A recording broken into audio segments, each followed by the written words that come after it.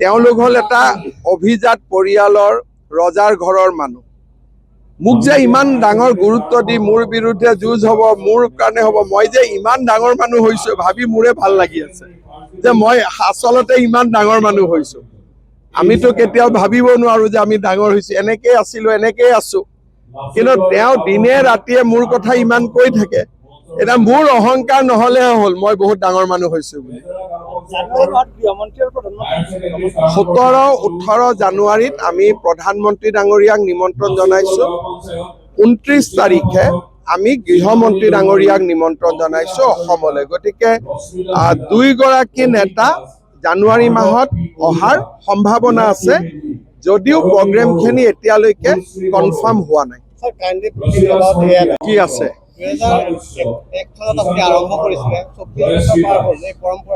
আজি আমাৰ জালুকবাৰী সমষ্টিত 2001 চনত মই বিধায়ক হৈছিলোঁ।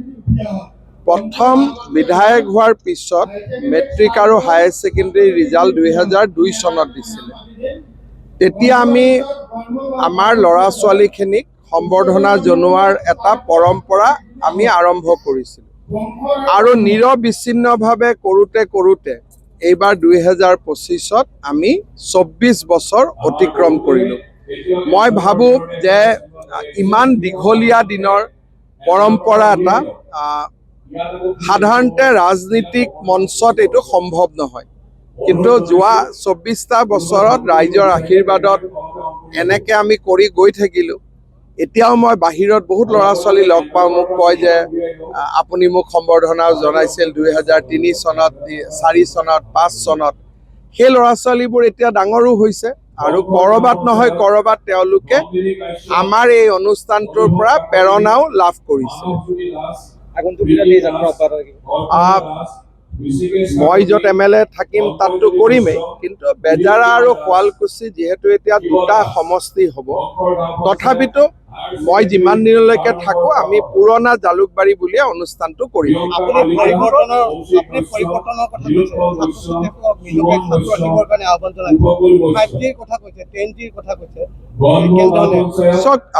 সমাজ ইমান পৰিৱৰ্তন হৈছে আৰু প্ৰতিটো দিনতে একোটা নতুন নতুন ঘটনা পৰিঘটনা আমাৰ সন্মুখত দেখা দিছে।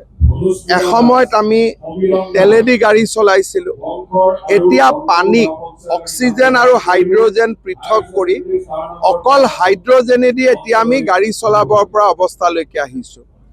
বিজ্ঞান আৰু প্ৰযুক্তিয়ে আমাক এখন নতুন পৃথিৱীলৈ লৈ গৈ আছে, যিখন আমাৰ অচিনাকি। প্ৰতিটো দিনাখনেই কিবা এটা নতুন পৰিঘটনা।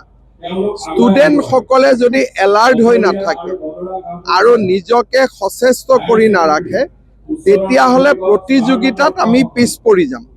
সেইকাৰণে মই ষ্টুডেণ্টসকলক কৈছোঁ যে আমাৰ চাৰিওফালে ইমান পৰিৱৰ্তন হ'ব, পৰিৱৰ্তনৰ ফালে আমি সজাগ হৈ থাকিব লাগে, নিজক প্ৰস্তুত কৰি ৰাখিব লাগে।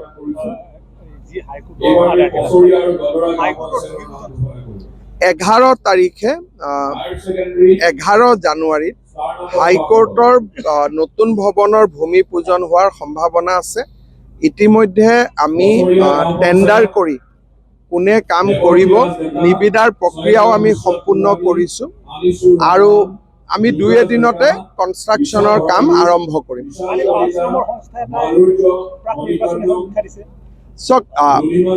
সমীক্ষা দিছে, আমাৰ ভালে দেখুৱাইছে, কিন্তু মই ভাবোঁ যে সমীক্ষাৰ সময়টো হোৱা নাই। কাৰণ AGPকে 9টা ধৰক দেখুৱাইছে, আমাক 75টা দেখুৱাইছে। এতিয়া আমি 75টাত কণ্টেষ্ট কৰোঁ নে নাই সেইটোৱেতো ঠিক হৈ থকা নাই।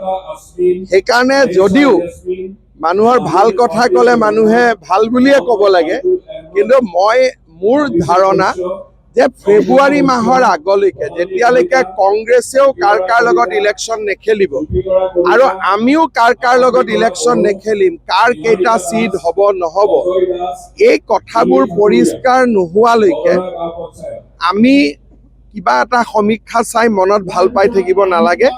আমি কষ্ট কৰি থাকিব লাগে, কাম কৰি থাকিব লাগে আৰু সমীক্ষা ওলাই থাকিব, আচল মেচিনত যিটো ওলাব সেইটোৱে আচল হ'ব।